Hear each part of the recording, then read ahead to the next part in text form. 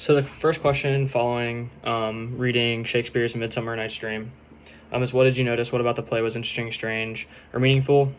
Um, so something that I thought was kind of strange was going against like the societal norms that we have today, with Hermia's father being against her marrying Lysander and wanting to punish her for it, which kind of goes into my next point from question 2: what values are being represented in this dramatic world? To what groups these values are attached, and giving specific examples about how they're represented.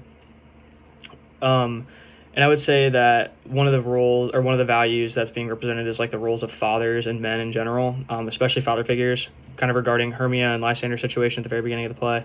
You know, her father wants to punish her for disobeying her, making her a nun, or dying instead of marrying who he wanted her to marry.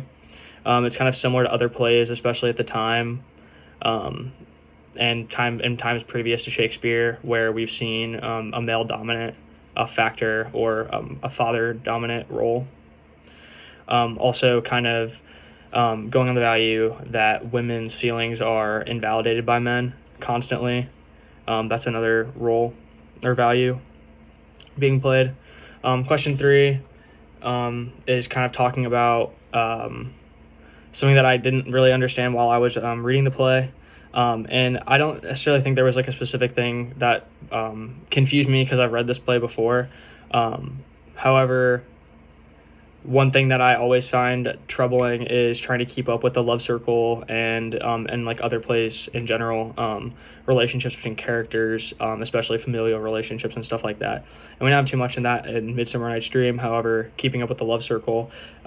So what I do is usually make a character list and kind of draw, lines connecting people and characters and how they're connected, and maybe a couple of characteristics about them. Question 4 is an issue of diversity. Compare and contrast how gender is depicted in the play. So I kind of already talked about this before with the values. We have men being superior to women, female feelings being invalidated, which kind of reflects just like the societal norms at the time. Question 5 talks about how this play was originally performed, and how the characters or even the female character being played by men. And I just said it doesn't create as much of a drama, at least in that time when the societal norm was for it to be a man and a woman together, because the people that were watching the play and the audience couldn't necessarily get behind the drama as much. However, it probably did create a slightly more comedic effect because there were two men. And 2 questions that I have is there like some sort of subliminal message in the play that Shakespeare had in mind, or was it just kind of supposed to be a comedic piece? And could Shakespeare have alternatively made it into a tragedy if Puck had not reversed the mistake that he made with Lysander and Demetrius?